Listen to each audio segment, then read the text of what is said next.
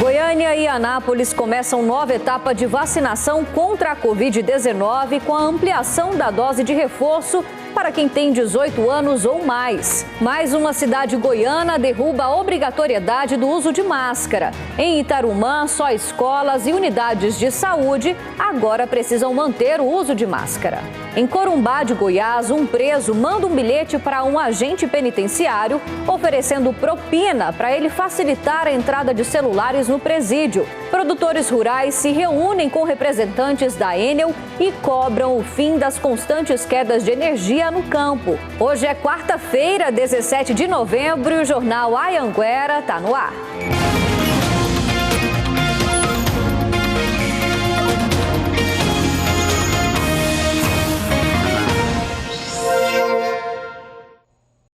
Olá, boa noite. Agora às 6 horas e 36 minutos, Jornal Anhanguera mais cedo hoje. O Ministério da Saúde anunciou a campanha Mega Vacinação, que é para incentivar a população a tomar a segunda dose da vacina contra a Covid e também liberar a dose de reforço para toda a população com mais de 18 anos. Anápolis já começou hoje a vacinar. Por isso, a gente fala com o Eduardo Idaló, que chega com os detalhes de como foi essa vacinação por lá. Boa noite.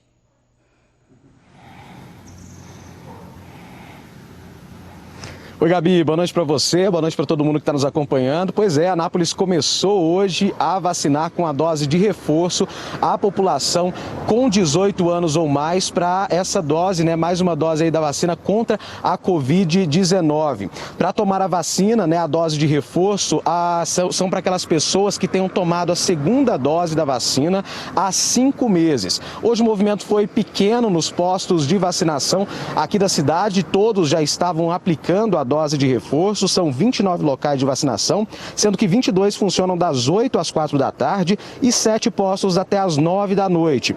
Goiás segue a recomendação do Ministério da Saúde de aplicar o reforço de um fabricante diferente.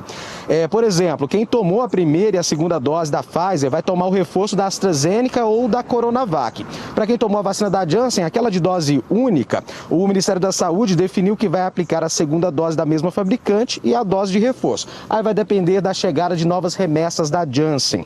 E na capital, a aplicação da dose de reforço começou hoje também, só que por pessoas com 50 anos ou mais. Todos os 61 postos e também o drive-thru estão vacinando. Com 60% da população imunizada com as 2 doses, Goiânia vai seguir o critério de idade conforme já começou hoje com a população aí acima dos 50 anos de idade.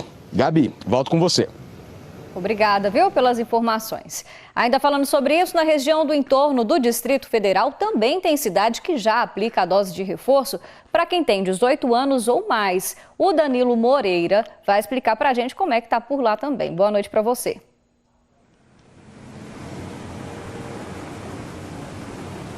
Oi, Gabriela, boa noite para você e a todos. Exatamente, Águas Lindas de Goiás começou a aplicar a dose de reforço para quem tem 18 anos ou mais e já recebeu a segunda dose da vacina contra a Covid há pelo menos 5 meses. Lá em Águas Lindas são 2 pontos de vacinação, a Policlínica da cidade, que funciona 24 horas, e na nova sede da Vigilância em Saúde, que funciona de 8 da manhã até as 5 horas da tarde. Nessas 2 unidades não é preciso fazer agendamento, basta comparecer com o cartão de vacinação. Em Rio Verde, no sudoeste do estado, a prefeitura anunciou também que vai começar a aplicar a dose de reforço. Lá em Rio Verde, os mesmos critérios de Águas Lindas de Goiás, para quem tem 18 anos ou mais e que já tenha recebido a segunda dose da vacina há pelo menos 5 meses. Em Rio Verde, são 6 pontos de vacinação. Existem 2 recomendações do Ministério da Saúde.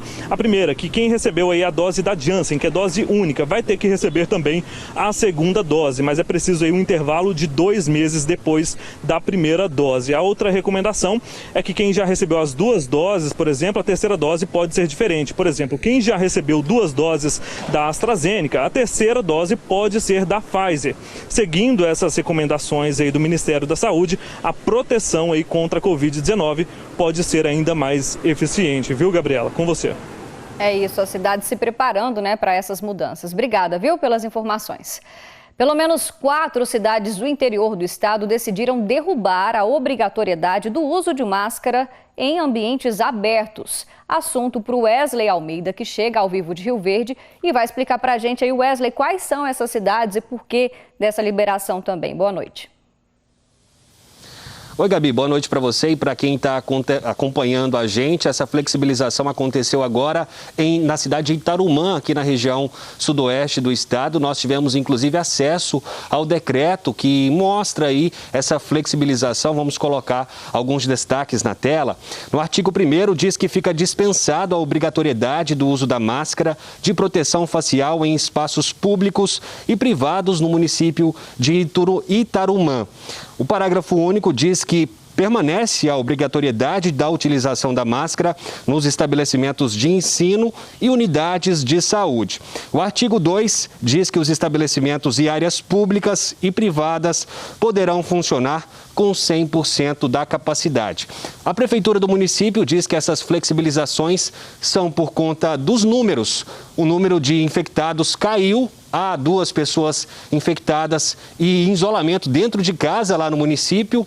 Fora isso, mais nenhum caso foi registrado. E também diz que o avanço da vacinação tem contribuído, embora não tenha trazido aí um percentual dos vacinados lá no município, nesse documento, no decreto que determinou a flexibilização dessas medidas aí do uso da máscara. Os municípios de Cachoeira Alta, também São Luís de Montes Belos e Caçu também flexibilizaram, não é mais obrigado, as pessoas não são mais obrigadas a utilizar a máscara por lá em espaços abertos. Caçu, inclusive, foi visitada hoje pelo nosso colega, o repórter Eduardo Marins, que mostra pra gente como está a situação por lá. Em Caçu, município com pouco mais de 16 mil habitantes, tem morador com e sem a máscara nas ruas. Um decreto da prefeitura liberou o não uso em ambientes abertos. Não uso muito máscara não, na verdade não. Só quando eu tenho que entrar numa loja ou num mercado só. Eu tenho medo, tem que prevenir, né?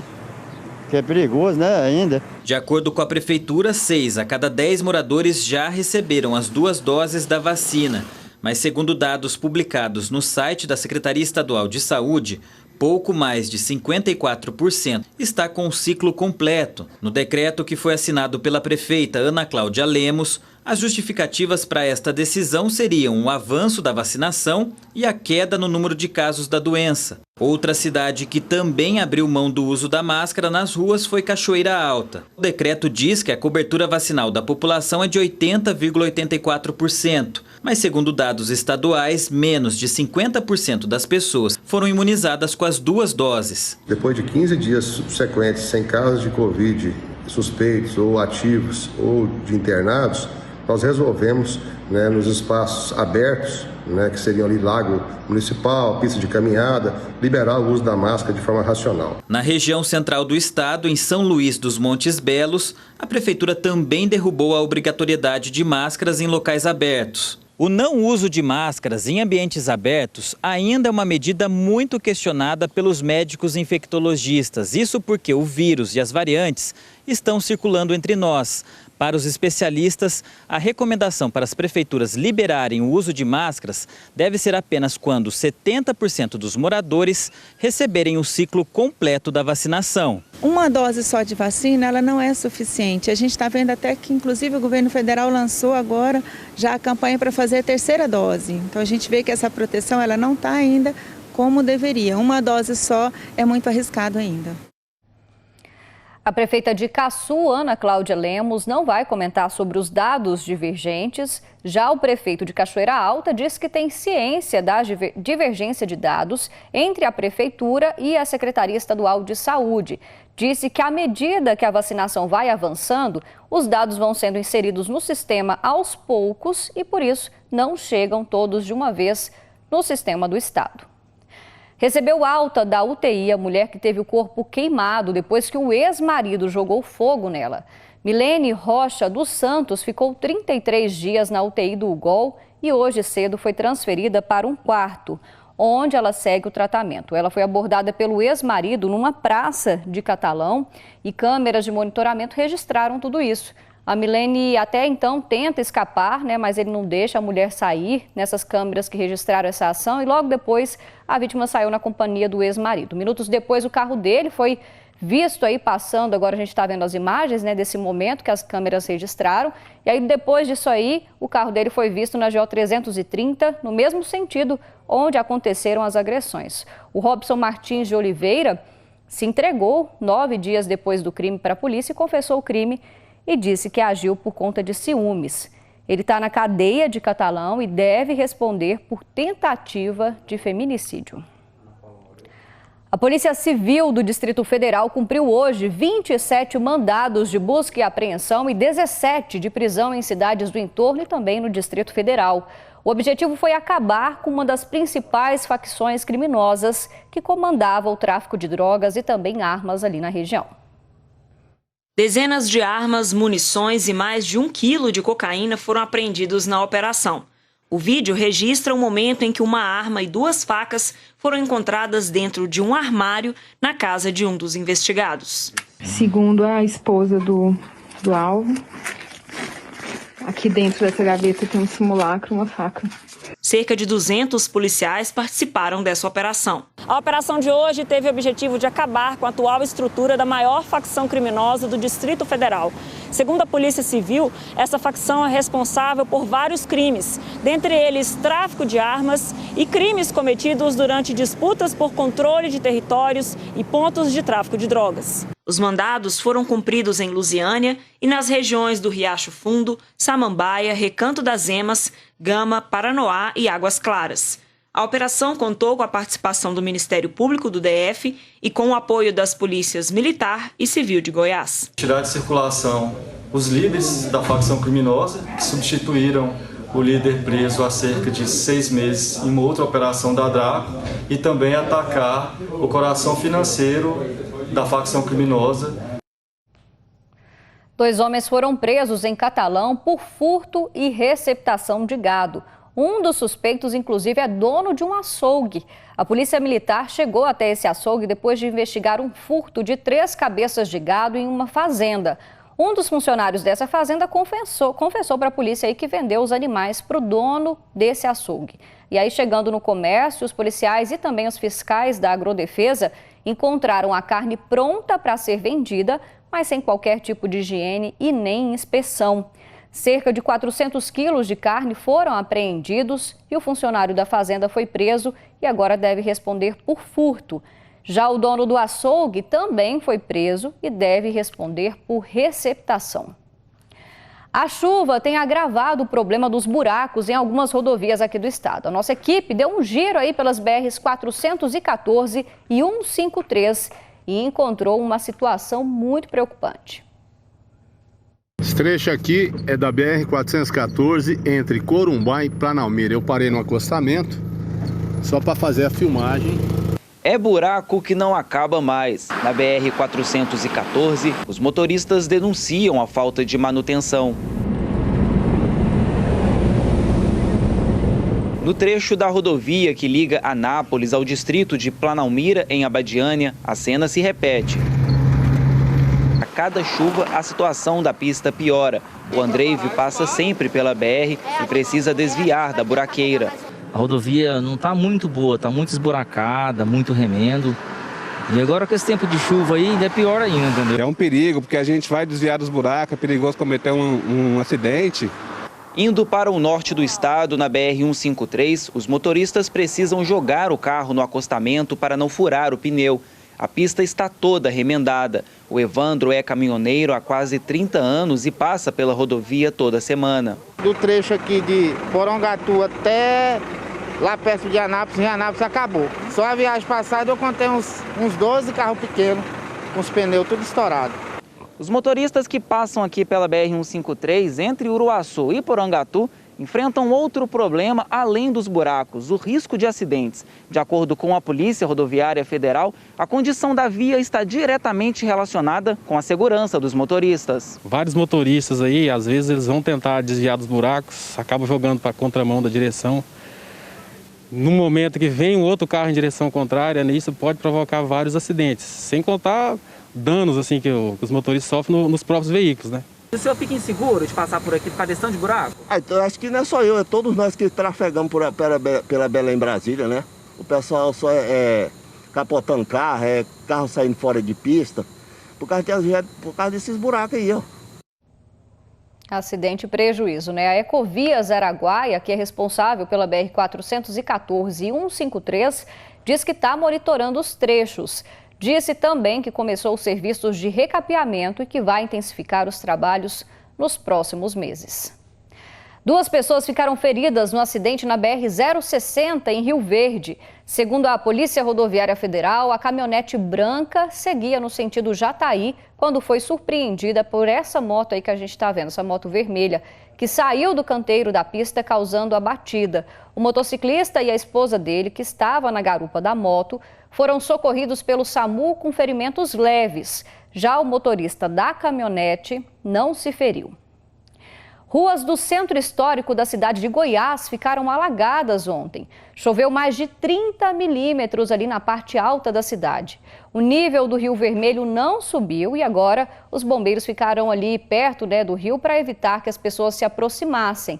A prefeitura da cidade de Goiás disse que vai limpar, com a ajuda da Saneago, todas as bocas de lobo que estavam entupidas para evitar isso aí que a gente está vendo.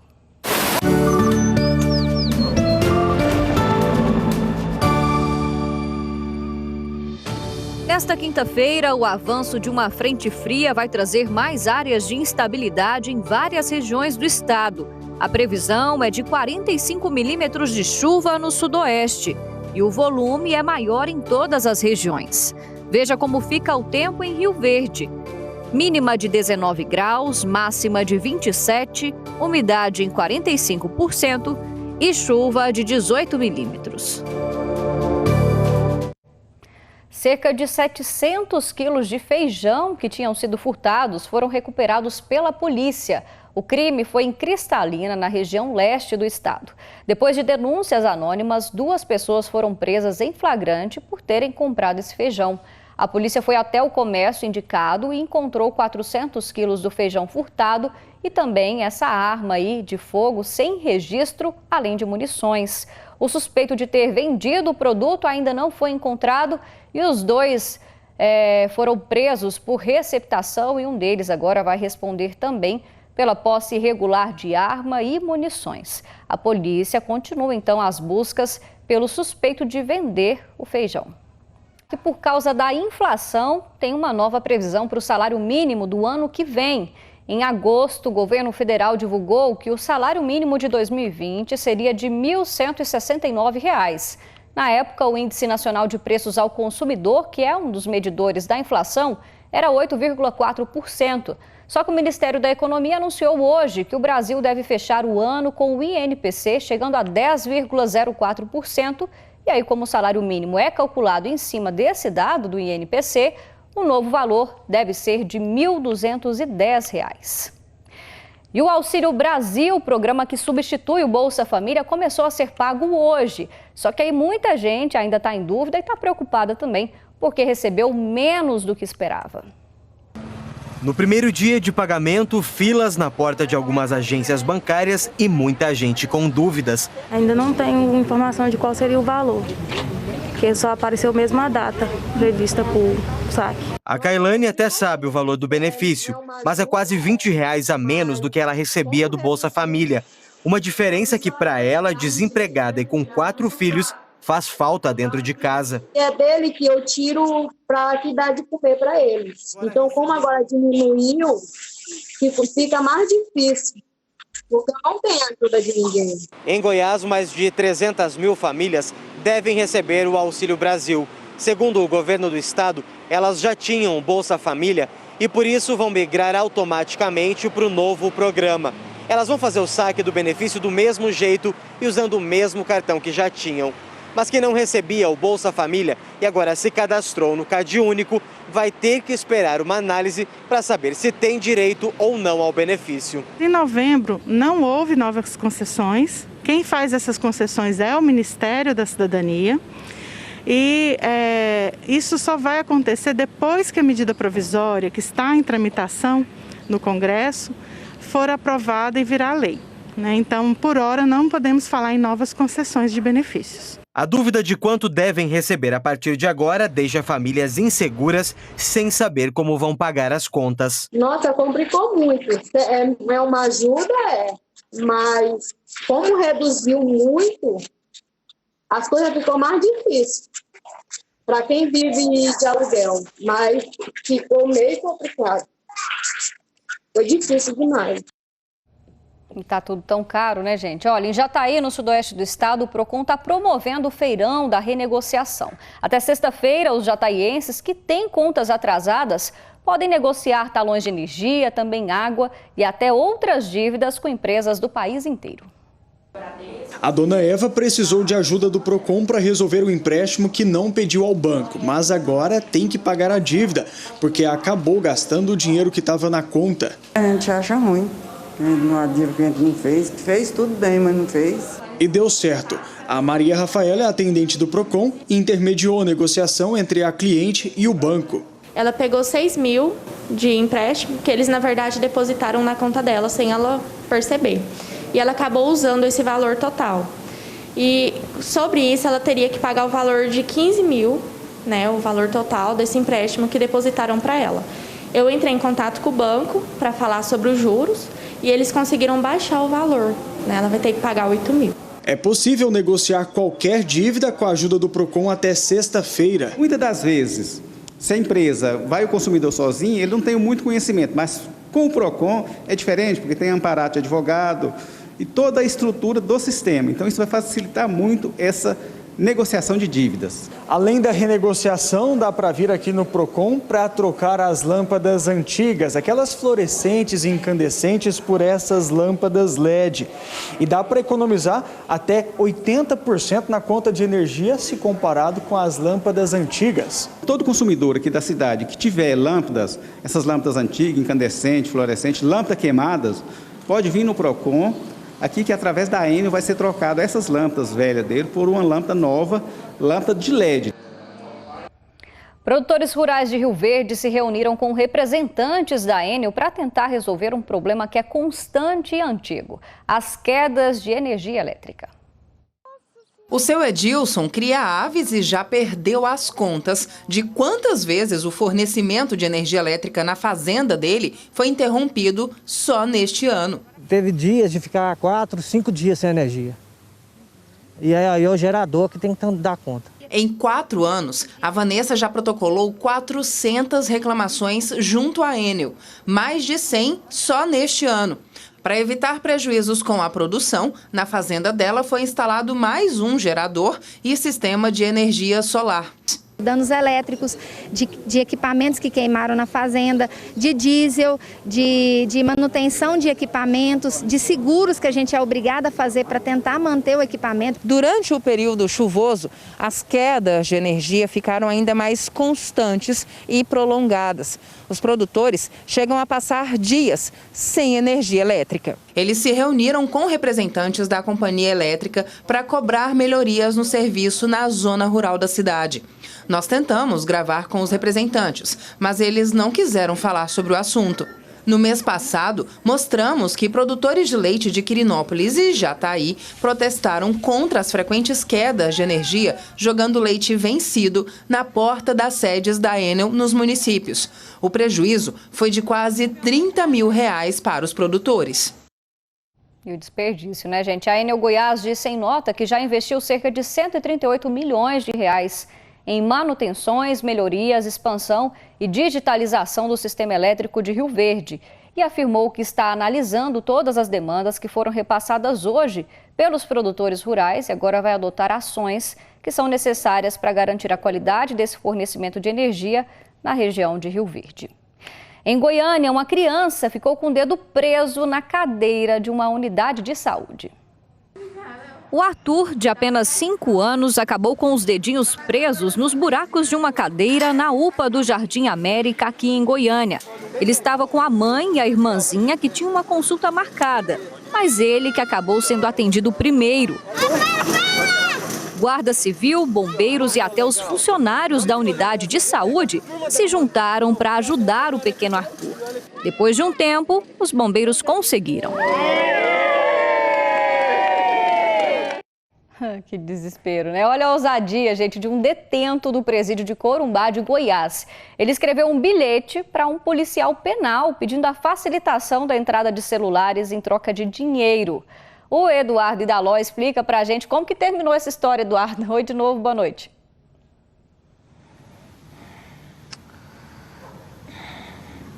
Oi de novo, Gabi. Terminou mal, viu, para o preso, como realmente tinha que ser, viu?